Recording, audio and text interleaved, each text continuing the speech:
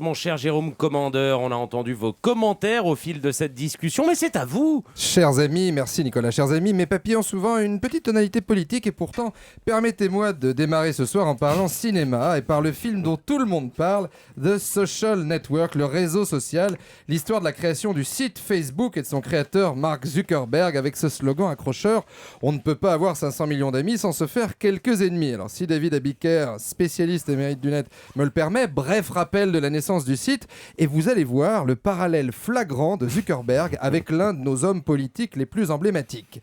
Alors Mark Zuckerberg a 20 ans, une tronche de pizza, plutôt timide, a du mal avec les filles, se fait refouler des soirées du prestigieux campus d'Harvard où il étudie. Du coup, étant plutôt doué en informatique, il décide de créer un trombinoscope sur Internet destiné aux étudiants, lequel connaît un succès fou, s'ouvre au grand public. La suite, on la connaît, la planète entière se passionne désormais pour Facebook. Même Catherine Ney s'y met, chacun écrit son statut. Statut sur la page de Catherine ce matin, Paris, 9h. Je viens de me péter un talon aiguille dans les rayons de mon Vélib. Si je croise Delanoë, je lui mets ma main dans la tronche. Aujourd'hui, Facebook s'apprête à rentrer en bourse. Mark porte les mêmes sweats polaires atroces qu'avant, qu'on a l'impression qu'il y a un pigeon qui s'est fait plaisir dessus, mais avec 8 milliards de dollars de fortune personnelle, plus personne ne moufte. Alors, où voulais-je en venir, cher Nicolas ? Nous demandions. Eh ben voilà, Il y vient, Nicolas, pas Catherine. Très finement remarqué par très Catherine finement. Ney. Eh bien, nous aussi, chers amis en France, nous avons notre Mark Zuckerberg local, car sans le savoir, vous venez d'entendre l'histoire de Jean-Luc Mélenchon. C'est la même. Né en 51, timide, il fait mai 68 à Lons-le-Saunier, oui, c'était lui. Il envoie un pavé dans une bagnole, manque de bol, c'est la sienne. À ses débuts en politique, Gérard Jugnot. il écrit dans la revue Donner les arguments, on n'est pas dans FHM, vous l'aurez compris.